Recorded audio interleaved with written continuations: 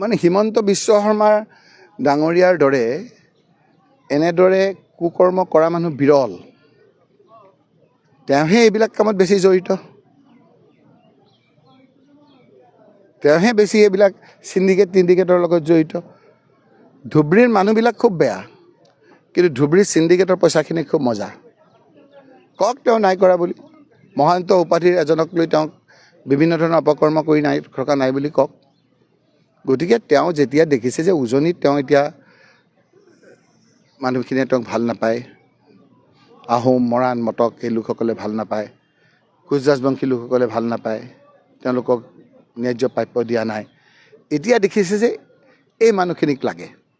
এই মানুহখিনিক লগা হ'লে আকৌ 10 লাখ ভোটত যে হাৰিলে সেইজনক প্ৰয়োজন হৈছে। তেওঁক ভোন কৰি কৰি তৎ নাইকিয়া কৰি এতিয়া তেওঁক মাতি আনি আজি আকৌ ইয়াত বহু দিনৰ পিছত ইলেকশ্যনত 10 লাখ ভোটত হাৰাৰ পিছত তেওঁ অন্তৰ্ধান হৈছিলে, এতিয়া আকৌ আহি বিভ্ৰান্তিৰ সৃষ্টি কৰি এতিয়া হিমন্ত বিশ্ব শৰ্মাৰ ৰাজনীতিক 2026 বৈতৰণি পাৰ হোৱাৰ একমাত্ৰ উপায় হ'ল বদৰণিৰ আজমল ডাঙৰীয়া। আৰু সেইকাৰণে তেওঁক মাতি আনি বিভিন্ন ঠাইত ঘূৰাই এনেধৰণৰ এটা বিভ্ৰান্তিৰ পৰিৱেশ সৃষ্টি কৰিবৰ কাৰণে চেষ্টা